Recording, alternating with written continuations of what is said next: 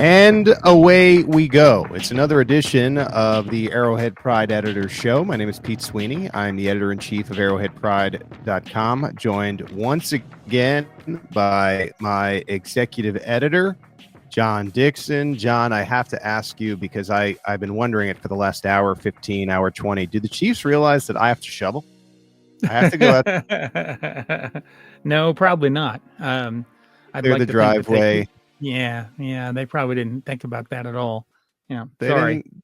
They don't care. I will say, at least it was in waking hours this time. I think there's been a pattern over these past few years where the trade either had to come at 4:15 in the morning or 9:15 at night when you're Yeah. supposed to be winding down. So what we're talking about, of course, is the fact that Joe Thuney is now heading to the Chicago Bears in exchange for and listen here, 2026 fourth round pick. And there is a lot of reasons for this. In the free section of the podcast, we are going to discuss the trade. Of course, I have to tell you, if you want the full podcast, you subscribe to our newsletter, arrowheadpride.com/subscribe. We still have the podcast code up. If you use the coupon code podcast25, you get 25% off the annual subscription. Again, we're going to talk about Joe Thuney and Trey Smith in this section. If you go to the premium section, we'll do a Chiefs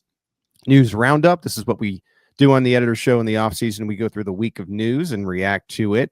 I also have a section today on Chiefs free agent buckets. What are Chiefs free agent buckets? The idea of, okay, the Chiefs have all these free agents. Do I believe they're going to fall in a bucket? They'll be back. Is it something where I think the team hopes they'll be back at the right price? Or do I write them off and tell them, look, like Joe Thuney, you're out of here and you won't be with the Chiefs for 2025. And we'll finish up with our flash poll. So those are all the notes I needed to say.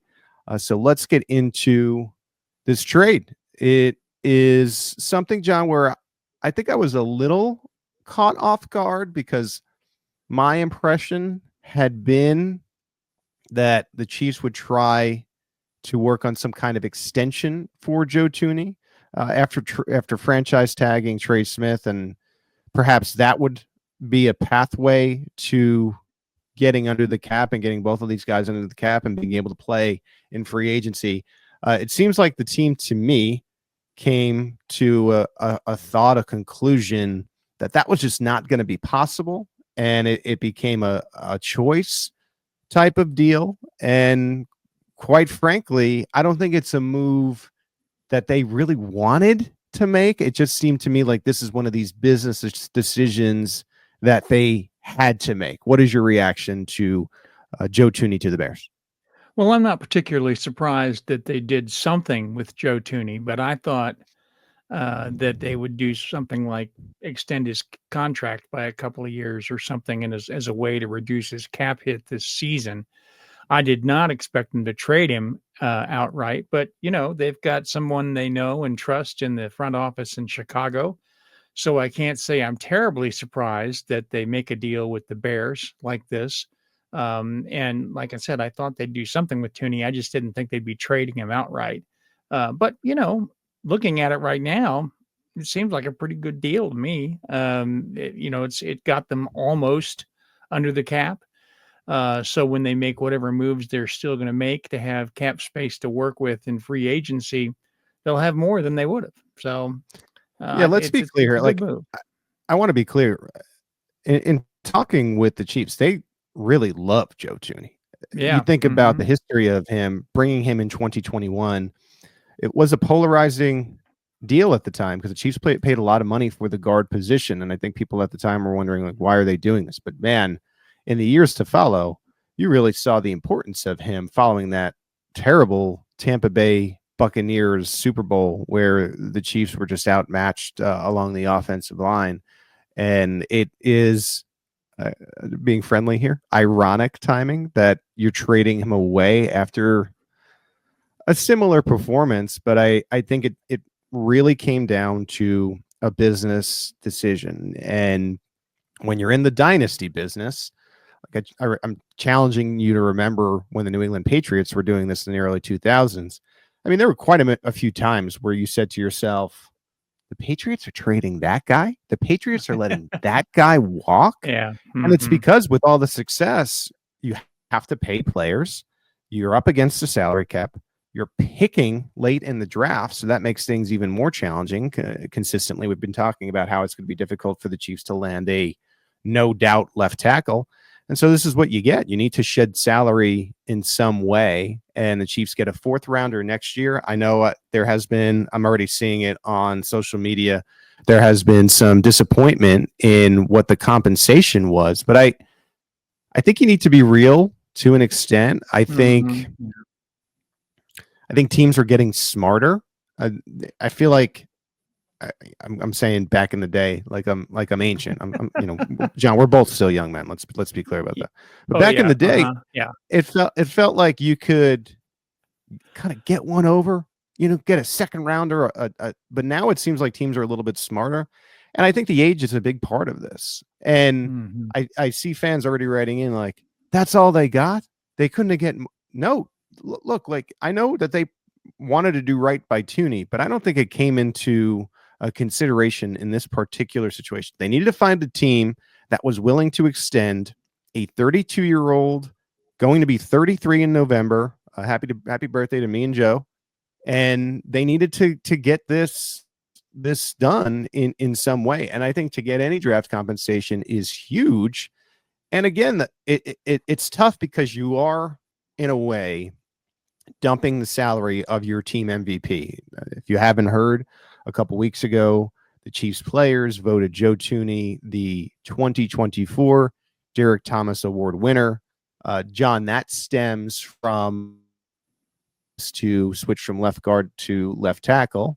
And I think that was the major reason that the Chiefs were able to go to an NFL record, 3 consecutive Super Bowls, having won the previous 2.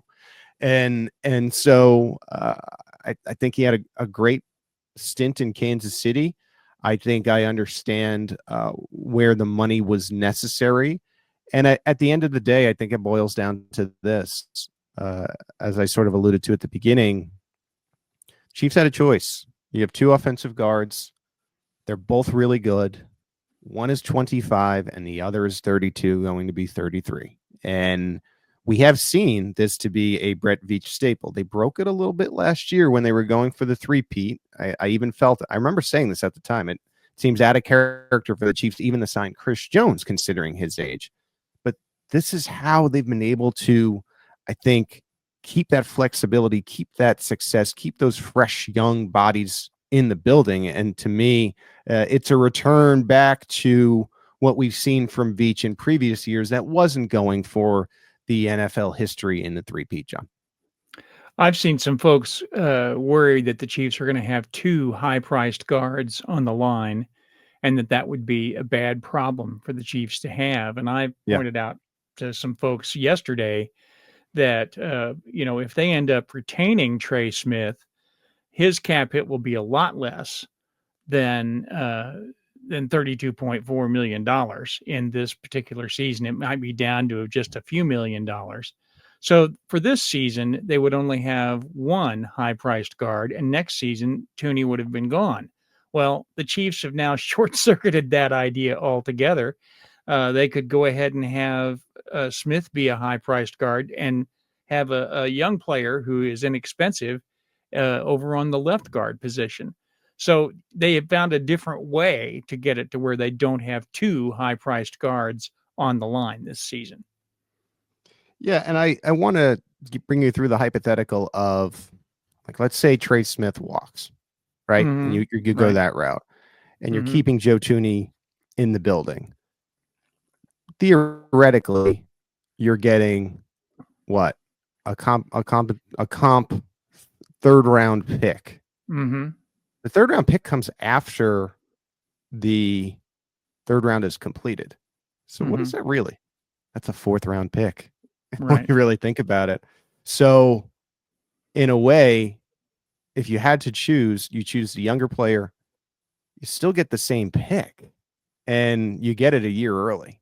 And I think it sucks that the NFL is built this way.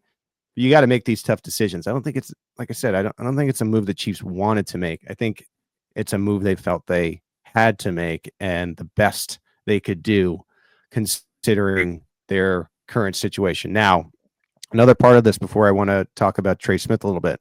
Another part of this is the fact that now you're looking for a left guard. I don't know for sure that the answer is in the building, but I will tell you this. The Chiefs really liked Kingsley Suamataia at guard week 18. And it wasn't just lip service because it was evidenced by the fact that, John, I noted this on X, you saw Kingsley being active over Wanye into the playoffs. And it's like, well, he can't play tackle. Well, DJ Humphries became your replacement tackle. And I believe that they were looking at Kingsley to put him in at guard. They also have Hunter Norzad, a name we probably have forgotten about, a 5th-round pick from last year, who they felt developed pretty well. He's naturally a center, but he does have college experience at Penn State in playing guard. So you already have, I think, 2 guys on the roster that can battle for that position. And I think the Chiefs feel comfortable in that fashion. And now let's transition to what you can do with that money. You currently have Trey Smith on the franchise tag. What is that, John? Do you have that handy by chance? $32.4 million. Yeah.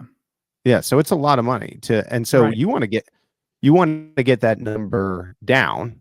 And so now you have the cap flexibility, potentially younger replacements in-house, cap flexibility to get Trey Smith done on what I imagine will be a significant contract extension, 5 years.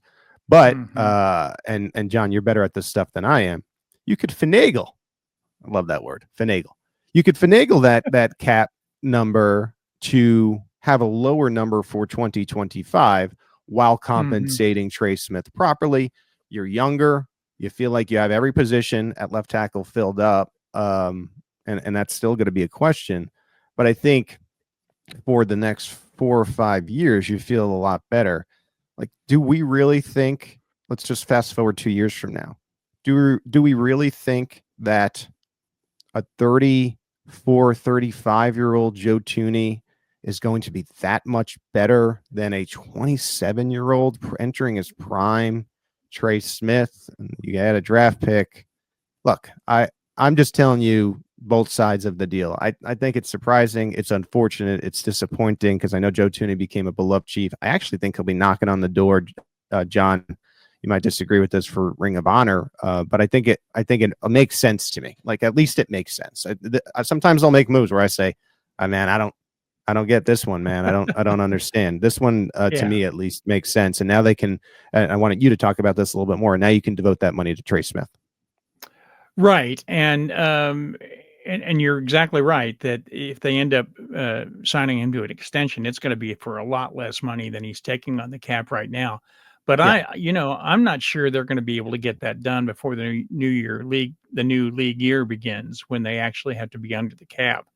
So, I think that part of what pushed this move into this moment is that they had to get under the cap next Wednesday. And this was a way to get rid of most of the money they were over. Not all of it. They're still $2 million over at this point, but they've got a number of moves they could make to get under the cap at this point. And of course, they can always go to the bank of Mahomes and do some conversions on his contract to give them more cap space. I expect them to do that actually next. Yeah, I don't know why you wouldn't, because remember, we have looked at 2026 as the rip up the contract year. Like, they're going to rip it up anyway. Might as well get the money now, as long as Clark Hunt is willing to spend it. Right, like that comes into you got to spend this money, then you're going to make a new contract next year. But look, I think I've seen the hunger in Clark. I'm sure he was very disappointed that they weren't able to accomplish this, and I'd imagine that they'd be willing to go in that direction. I think the Chiefs, especially with this move, now have a bit more money than we maybe have been giving them credit for. So it could make for a, John, get ready, gear up. I know you're off the IR. A busy next couple of weeks where I think they surprise some people what they're going to be able to do. And I think a big part of that, and this gets into the final part of our free section here, is getting trade done now.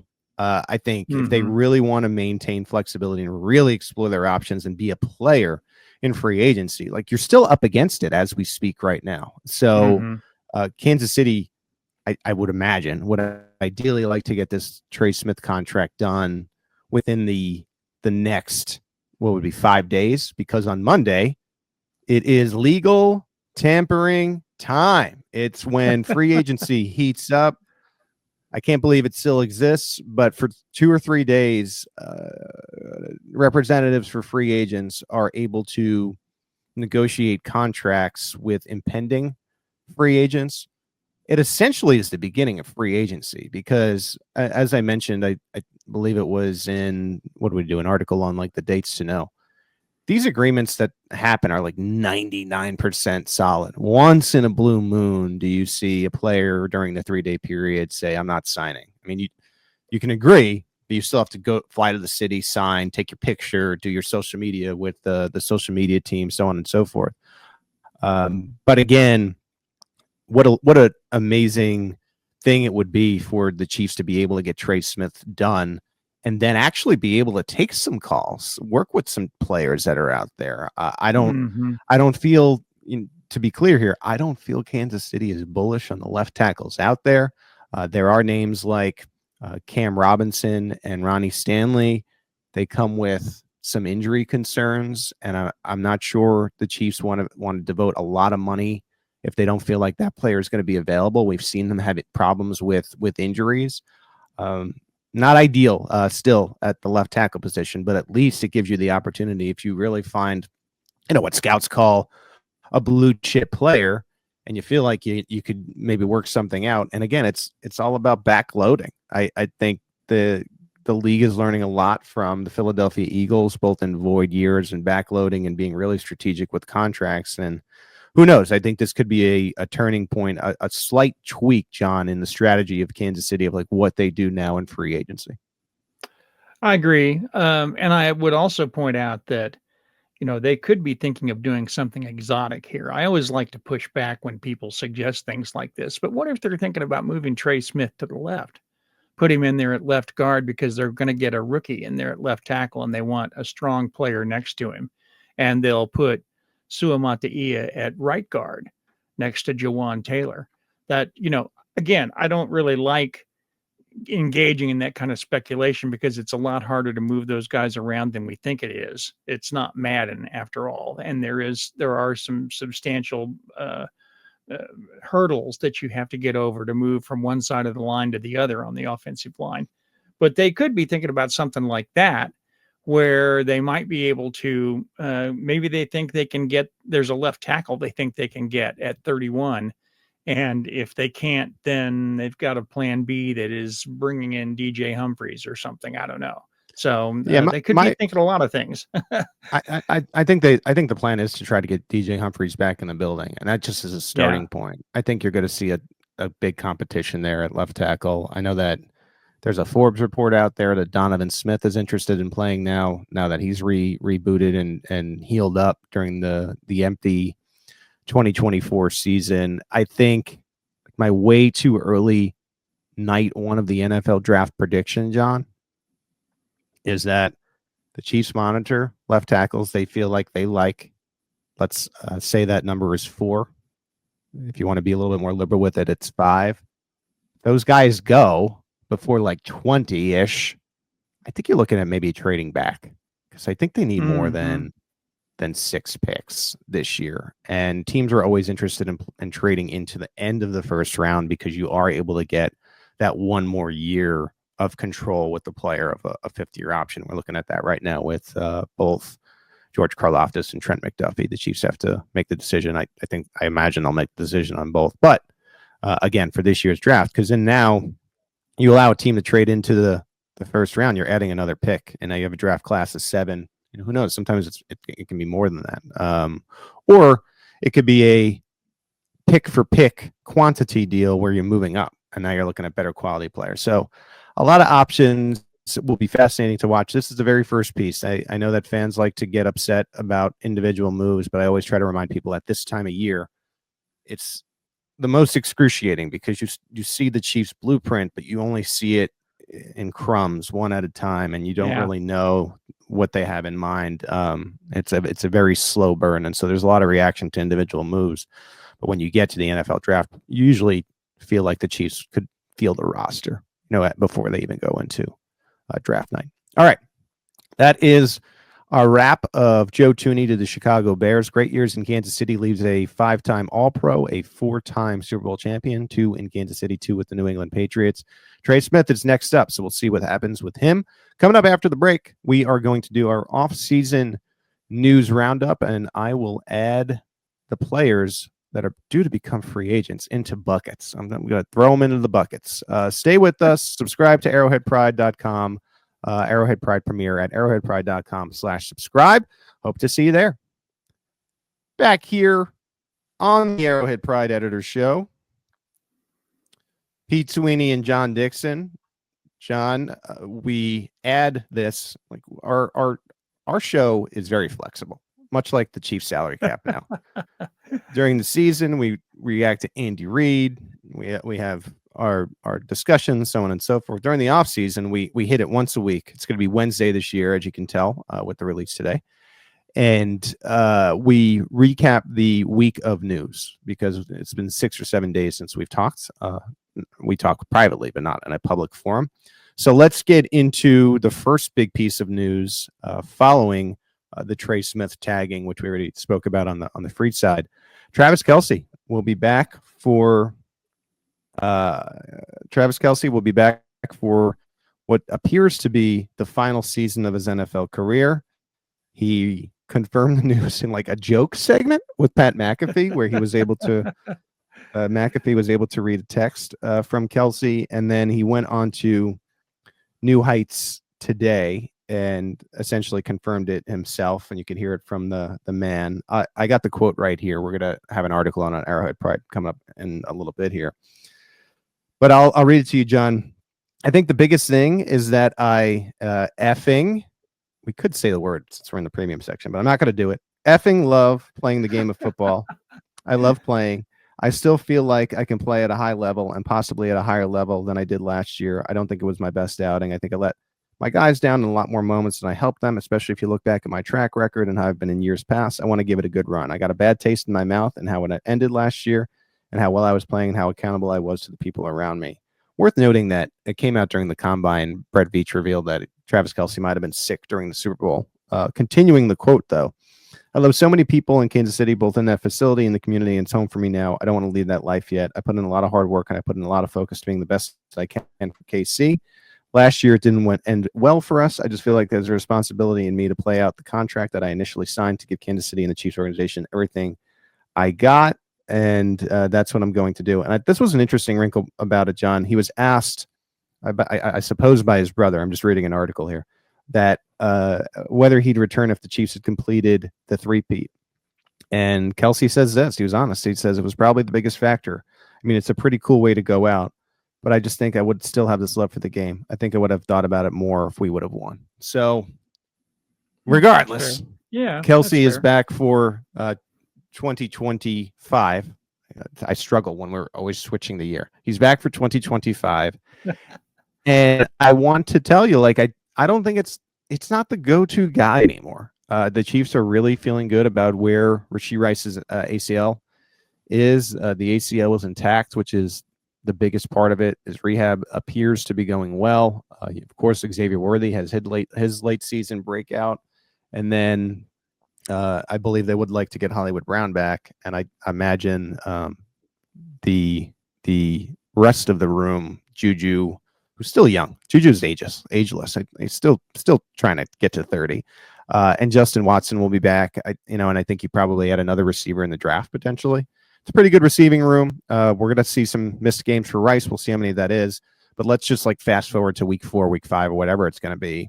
Rice is your offense. And then Worthy and Kelce become your second options. Brown is in the mix there. I expect Kansas City to add another back in the draft. And so I think you're feeling pretty good. The number one question is still left tackle, but I think you're really excited for Travis Kelce to be back in what would be more of a complementary role than the go-to guy. And I think that was the design this year. I think he might even had a better season if Rice stayed healthy. It just was that freak accident that happened in week 4 that kind of cost him what could have been a final bow on the season.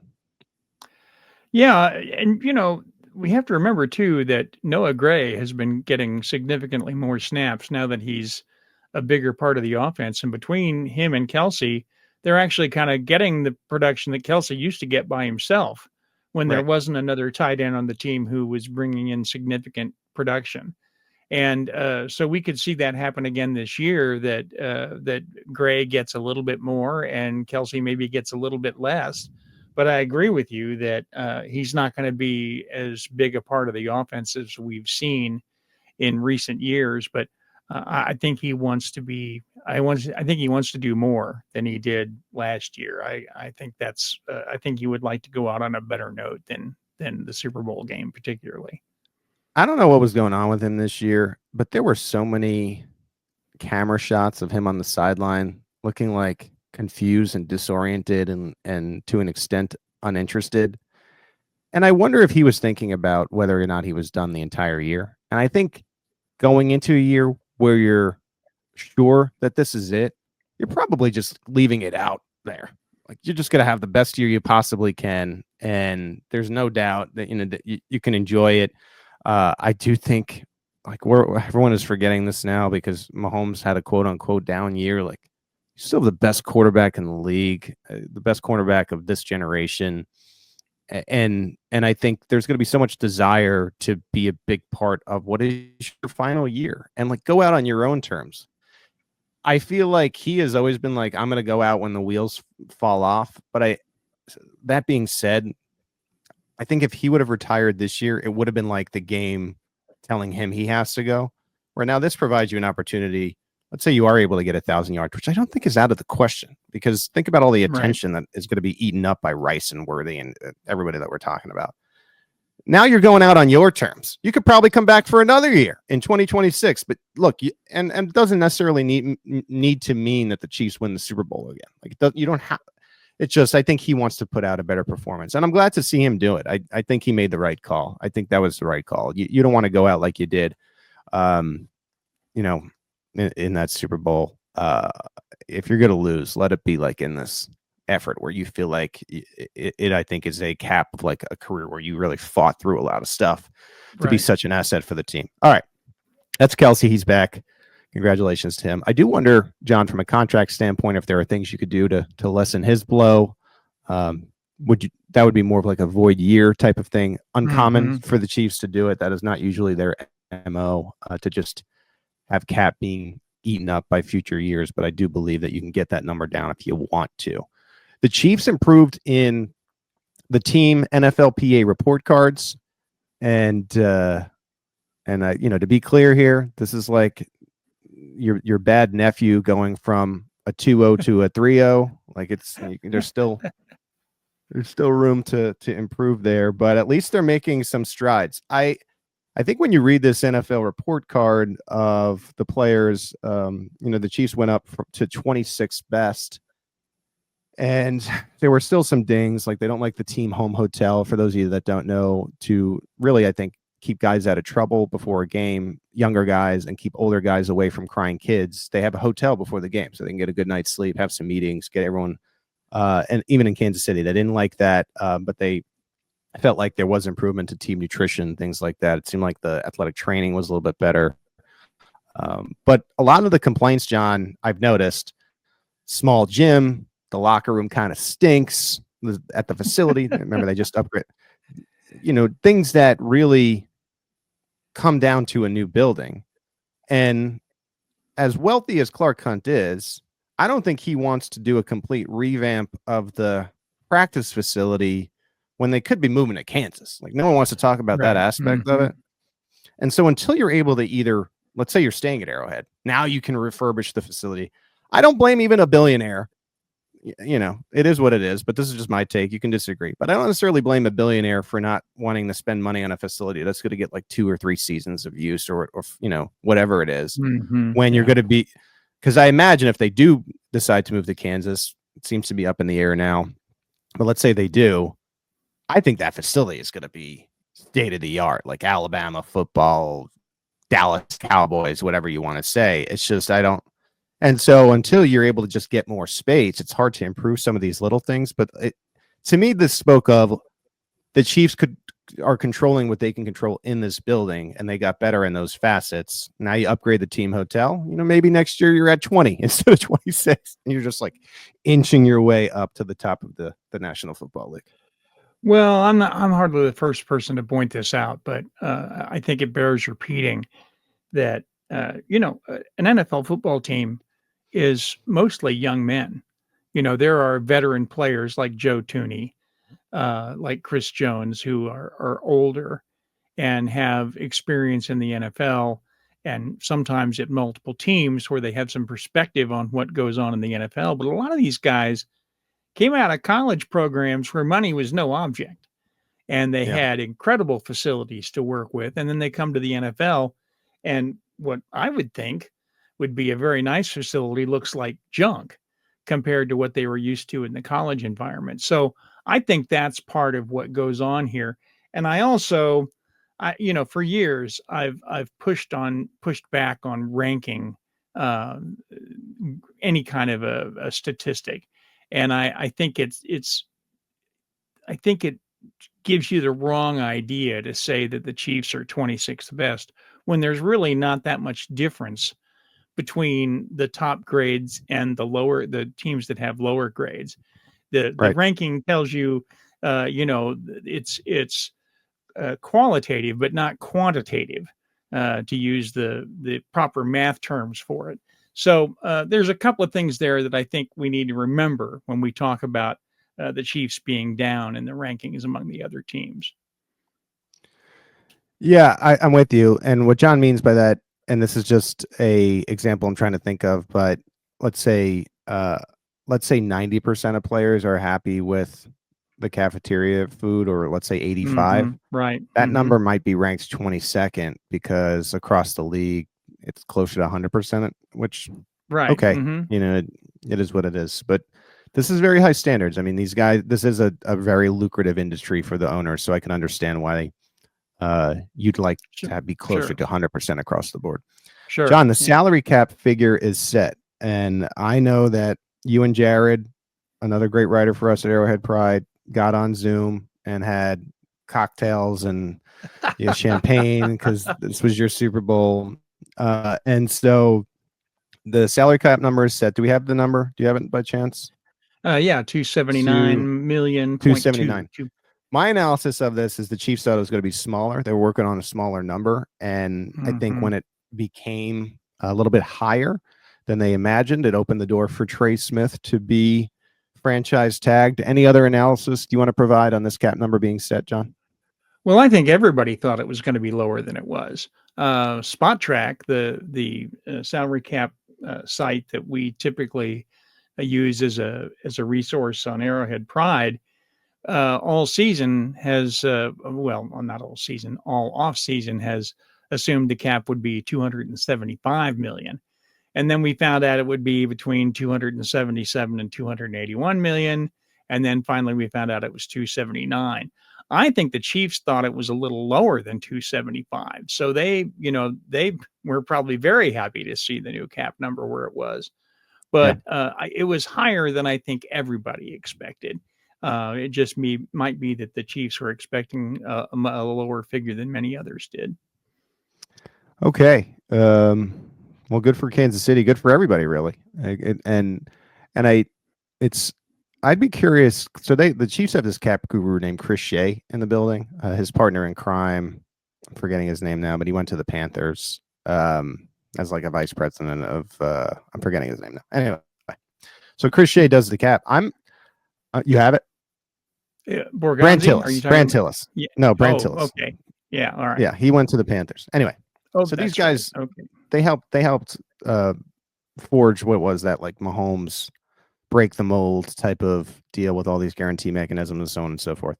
Anyway, I'd be curious to see like his study on implied salary cap, because those are numbers nobody has. Is he talking to the league of like, well, what is this going to look like in 2026? How much more money are we going to? It goes up every year. The only year it went down was the COVID year, which was tough. That was part of the whole run it back thing that didn't work. Anyway, so that's I'm going off on a tangent about salary cap, but it's good that it's up and it'll allow the Chiefs to tag Trey Smith. I'm going to pick it up here with the last few updates because we're up against it here. The Chiefs got a break with the 50-year number on Trent McDuffie. Remember, the Chiefs have to make a decision on Trent McDuffie and George Karlaftis as 2022 first rounders of whether or not they're going to enact the 50-year option. Just because you say we're going to lock in the 50-year option doesn't mean you can't come up with an extension for these guys, which also plays into the whole Joe Thuney thing as well, with these guys coming up in a couple of years here. McDuffie's number is actually $13.6 million, which is a travesty to him. It's crazy. So the way that the 50-year option works, it goes on Pro Bowls and not all pros. So here, McDuffie, a two-time All-Pro, will make less money because he hasn't been named a Pro Bowler. Remember, Pro Bowl involves the fan voting, and you can get in if you're an alternate, but it requires you not to be in the Super Bowl, whatever. Karlaftis is at $15.2 million. These are no-brainers. The Chiefs have to make a decision by May 1st. I think they'll approve both of those and then ideally come up with contract extensions for both. Because remember, these guys will still be in that age window, the 25-ish age window that the Chiefs like. Anything to add there, John, on the 5th year? No, I'm with you on all of that. No, you're good there. Okay, John, you've been on the mock draft beat. What is the latest in terms of who reporters believe the Chiefs might be selecting? Well, the last piece I wrote about this on Monday has already been outdated because we end up accumulating 2 or 3 mock drafts every day, and so it tends to change. Donovan Jackson, who's actually a guard from Ohio State, was the one who'd been picked most regularly for the Chiefs when I wrote the last piece on this. But now he's been overtaken by Josh Connerly Jr. of Oregon, taken in 15% of the mocks so far. Most of those pretty recently, actually. And I think part of that is going to be, at least over the next few weeks, based on his performance in the combine, where he had some pretty good numbers. But right now, most of the picks are going for the offensive line. A somewhat smaller percentage, about 39% to 44%, is our defensive line picks, starting with defensive tackle, which I find kind of interesting. And I think a lot of Chiefs fans are convinced the team is going to be looking for a running back, and maybe even in the first round if the right one becomes available. But nobody is picking a running back for the first round in the Chiefs. So I found that kind of amusing. No. The Chiefs are not drafting a running back in the first round. It's a running back rich draft. The Chiefs really like cornerback, running back, defensive line, defensive tackle is big. I mentioned my theory on what they do in the draft, my way too early suggestion before about trying to trade up for a tackle. And if that doesn't work, trading out. I think they really like that second, third pocket.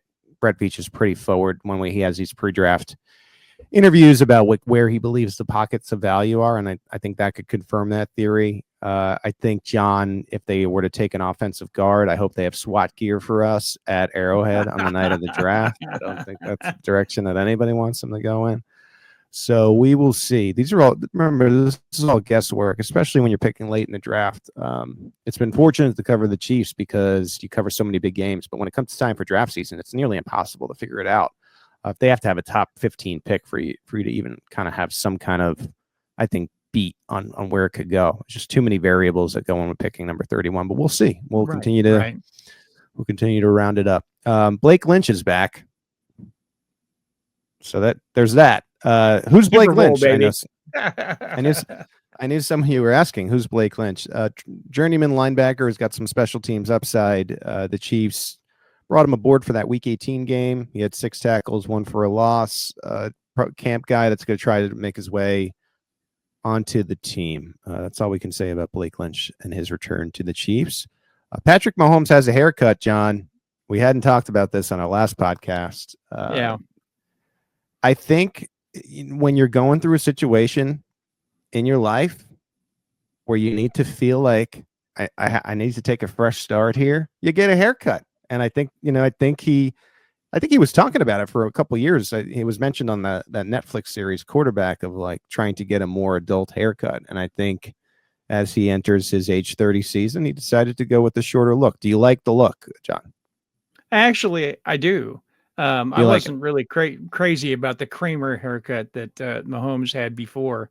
It was distinctive, though, and there were a lot of people who chose to emulate it. Young kids, you see kids all over town that have Mahomes Yeah. haircuts, and but now he does look more like just a regular guy in his 30s, and I'm okay with that. And What I'm numbers? okay with it. Yeah, go ahead. You know what numbers I would love to get, but like are just impossible to get.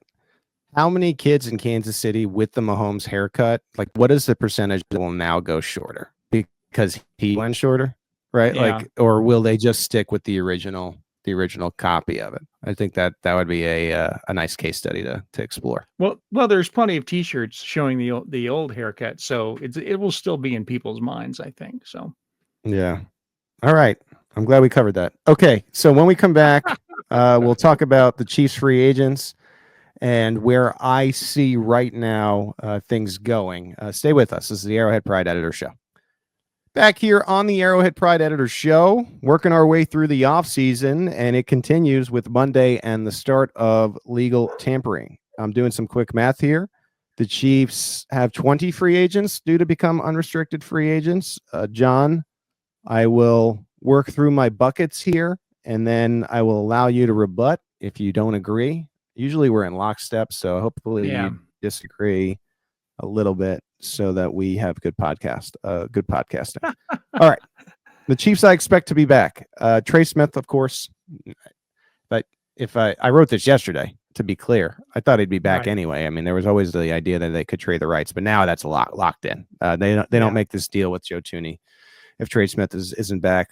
We already talked about DJ Humphries. I think he's back on like a 1-year contract, similar. I think Juju Smith-Schuster is back because he learned his lesson.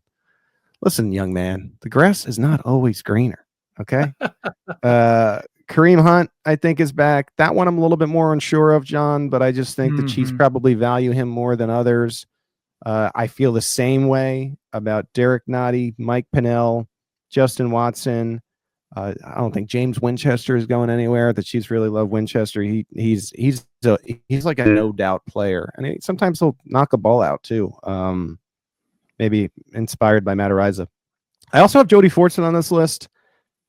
Fortson, I don't even know if he's going to play anymore. I mean, this guy cannot stay off the trainer's table. And I just wonder if he calls it. I think if he tries to go again, it'll have to be Kansas City or elsewhere. He too has tried to explore other teams, and he ends back up in Kansas City. So again, to review, John, and I'll let you rebut here. Chiefs I expect to be back. Trey Smith, DJ Humphries, Juju, Kareem, Derek Nottie, Mike Pennell, Justin Watson, James Winchester, and Jody Fortson. I'll add too, as I'm reading it back to you, Nottie and Pennell are a little bit older, and so again, for them, it also feels like Chiefs or nowhere. Okay, let's go ahead. Do you agree or disagree? I agree with most of it. I think the further down that list you go in the order you had them, the more likely the guys are to be players, starting especially, I think, with Kareem Hunt, are going to be players who aren't going to be signed in this initial free agency period. And there's going to be a lot of fans who are like, how come we didn't sign Kareem Hunt? Well, because they want to see what they can do in the draft. And I think that'll be true for Derek Nottie and Mike Pennell as well. And so a lot of these guys might not be signed until May, but they might end up coming back just as you suggest. Yeah, and I think, like, say Nottie and or Pennell are back, I don't think it's a guarantee they make the roster. Like, I think they're going to sort of have to, if say they draft defensive linemen or bring in younger undrafted free, they're going to have to really show this player's raw. I got that old man strength. I deserve to be here. That type of thing. All right. So that's the first bucket. Our next bucket, the Chiefs, I think the club would like to bring back, but for the right price. I have 3 players listed. Nick Bolton, Hollywood Brown, and Turk Wharton. I think now he's a little bit more expensive than the first group, but I think Bolton is more valuable to the Kansas City Chiefs and Steve Spagnuolo than he's going to be to any other team.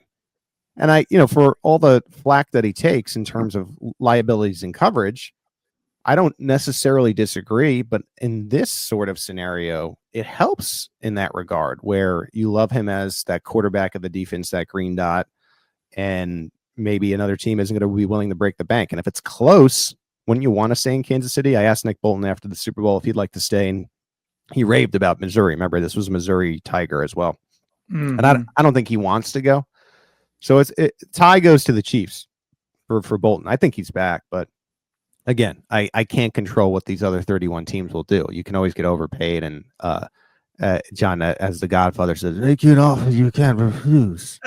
And so we'll see about him. I feel the same way about Turk Wharton. I think he's probably better in Kansas City.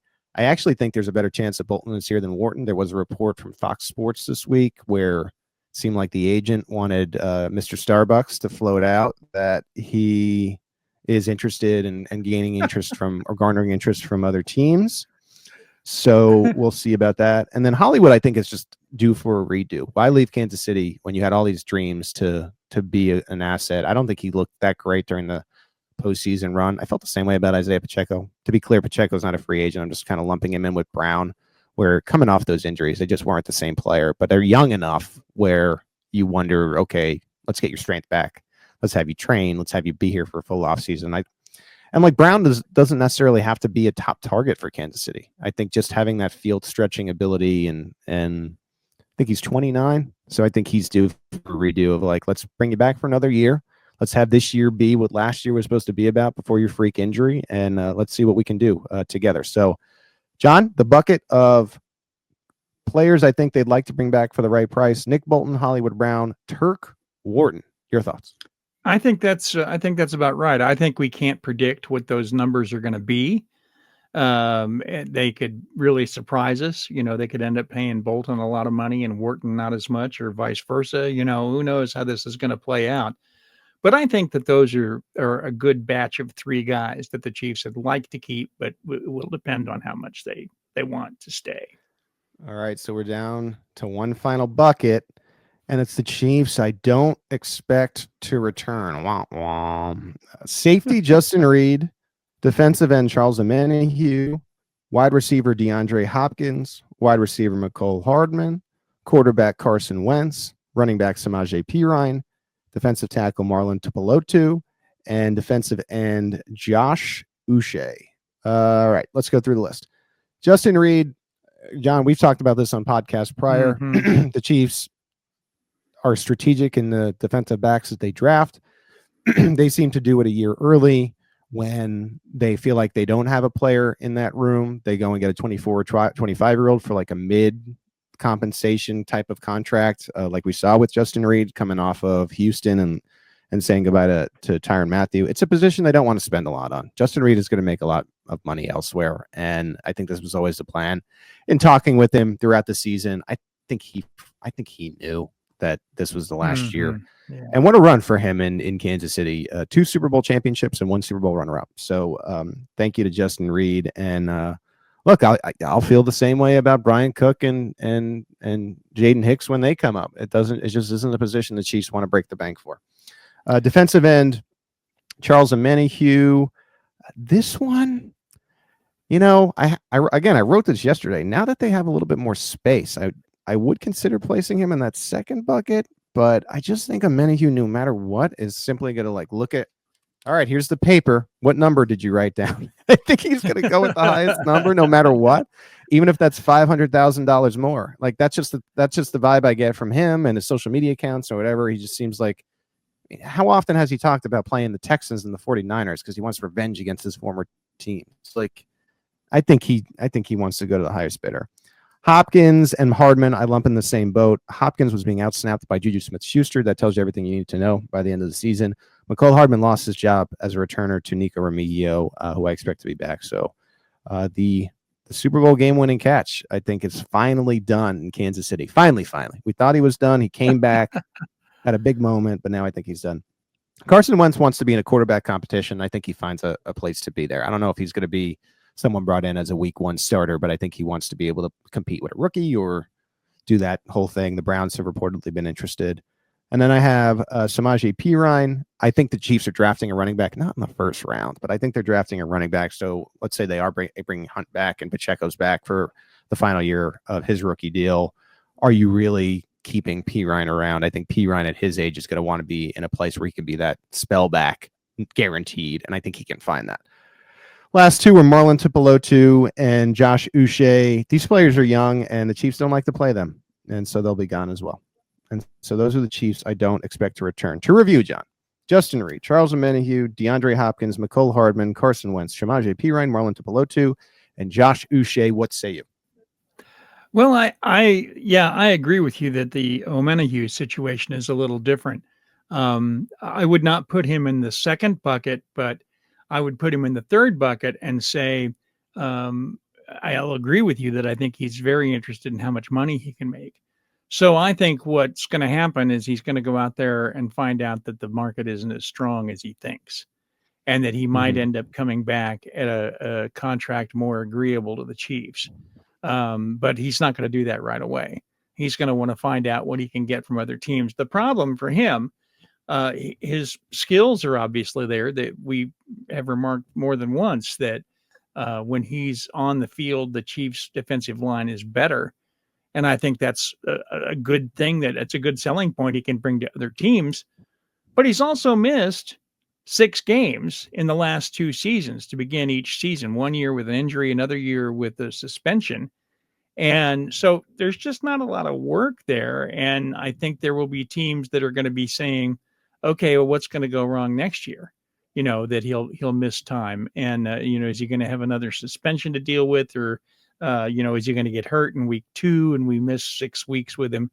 So I think the market might not be as strong as he would like for it to be. So he could end up coming back on that basis. But otherwise, I pretty much agree with you. I'm a little surprised that Uche hasn't gotten more work with the Chiefs.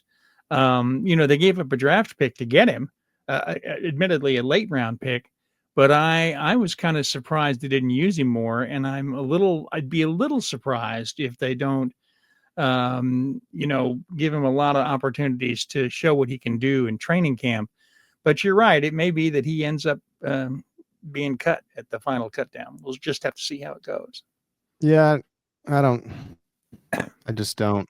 I think he's going to want to be in a place where he feels valued. And, I think for the people that are like, well, what was the disconnect between Brett Veach and Steve Spagnuolo? Both were probably optimistic about what the player could possibly provide. And then Spagnuolo saw in practice, probably talking with Joe Cullen, that they have more valuable players to play and they like other players better. You make a great point about Omenihu. I think they would like to keep Omenihu. I'm just trying to nail this bucket exercise down, and I just see it going the other way. But you can't argue with the fact that the line is better with him on the field and his wingspan, and he has that inside-outside versatility that they like. Right. I just wonder if there's one. I shouldn't say one of 31 teams because Charles has no interest in going back to Houston or San Fran. So one of 29 teams. I wonder if one of 29 teams is willing to see how he came back from the injury, how he still had success, and he's certainly a player that is motivated. I mean, there's no doubt of motivation with Charles to be great. But again, I don't know. We'll see. I think that's. Of all the players in their buckets, I feel like that's the one I'm the most unsure about. And I think I'm even more unsure following the trade of Joe Thuney to the Chicago Bears. So we'll see how that all plays out. Speaking of that, it's time now for the results of our flash poll. John, a lot of Arrowhead Pride followers weighed in on this one. As I read it to you, we have 1,598 votes. What is your instant grade of the trade of Joe Thuney to the Bears in exchange for a 2026 4th-round draft pick? For everything that Elon is able to develop, I can't have a 5th option in the poll. I have A, B, C, and then I had to separate D and F into one section. There's only 4 options in the polls that we're able to do. But anyway, not to go down that road. What is the what is the grade that you think fans have submitted here best? Um, I think people are largely okay with it, but I don't think there's I think people are surprised, and when people are surprised, there's some pushback for a while. So I'm going to say B, just on Mhm. that basis. Well, you know your fan base, John, because B is number one. Yeah. B garnered a 38.9% of the grade. C 35.9. C was second. So pretty Okay. close Yeah. All between right. B and C. So you had the read right. I think there are people in the middle of the road here. Next was D and F. So about 1/5 of Chiefs Really? fans are very unhappy, 18.5%. So it's about 1/5 of fans that are sick to their stomach about seeing Joe Thuney in a Chicago Bears uniform. And 8A brought up the rear. So fans that really like the trade are 6.8%. So that's a pretty small contingent. I graded it B because I get it. Uh, I think you had to make some kind of move here. I don't think it's a slam dunk. I think if you somehow manage to get a little bit higher draft compensation, I think I would be more apt to give it an A. I also think I might have given it an A if the fourth rounder was in this year's draft as well. I think that might have pushed it over the edge for me. But I understand it. I understand that there's a long-term plan here. I understand that you needed to lean into the business side and free up more money. So I graded it a B. John, so I agree with the people. I'm the people's champion here. What would you grade the trade? Oh, I like it better than the people who responded to the survey. I might give it an A minus instead of an A A, minus. but of course Well, that wouldn't have been. again, not enough options as usual. Yeah, right, right. But So I was stunned. I'll admit to that I was really surprised by the move. But once I thought about it for a minute, it's like, okay, this makes sense. And yeah, you brought up earlier on that this is kind of the kind of thing that the Patriots used to do during their dynasty is, it's better to let guys go a year early than a year late. And if you get a cap savings from it, and in a situation where you need to have them, then makes sense to make a move like that. But yeah, it's hard to take, when a player who was uh, when a player that was oh boy, when a player has done so well for the team at the end of the season, yeah, to have a guy like that go. yeah. One thing we didn't address on this entire podcast, and I think it's okay to do it at minute 58, is it makes a lot of sense for the Bears. The Bears needed to protect Caleb Williams better. I mean, it was like that meme where you like see the Ferrari in their potential Ferrari in like the crappy house. Like they're really high on what Caleb Williams can do, and so they needed to protect him. And good teams, I think, when they have money and can make move, they go and do something like this. You can understand why they did it, and so I get the trade. If I had to pick from those selections, I would grade it a B. I think it's a good reminder as you go through the next few days, though, John. This is why I really like the flash poll, because if you simply read comments that you're going to see on social media throughout the rest of today and like the next day, the next few days, you're going to be thinking, wow, fans really hate this trade. But really, when it comes down to it, again, quick math here, more than 70% of fans are in between. Like some are B, some are C. Like, so what you'll be seeing is only 1/5, technically speaking, based on this flash poll of how fans are feeling. All right. Well, we did it. We got through everything, and we did it in a perfect amount of time. So thank you for Steve Serta, our podcast assistant, for going a few minutes, hours late today to make sure we were able to cover Joe Thuney. Thank you to John for joining us. John, you did a bang up job. I mean, you're not like Isaiah Pacheco off of injury. I mean, you're more like Charles Menninger. So I just wanted to tell you that. Well, We'll be back appreciate next week that. on Wednesday. We'll be doing it on Wednesday. And again, we thank you for subscribing to Arrowhead Pride Premier. If you like it, you like the podcast, you like everything that's provided, please tell a friend. We appreciate that. For those guys, I'm Pete Sweeney, and this has been another edition of the Arrowhead Pride Editor Show.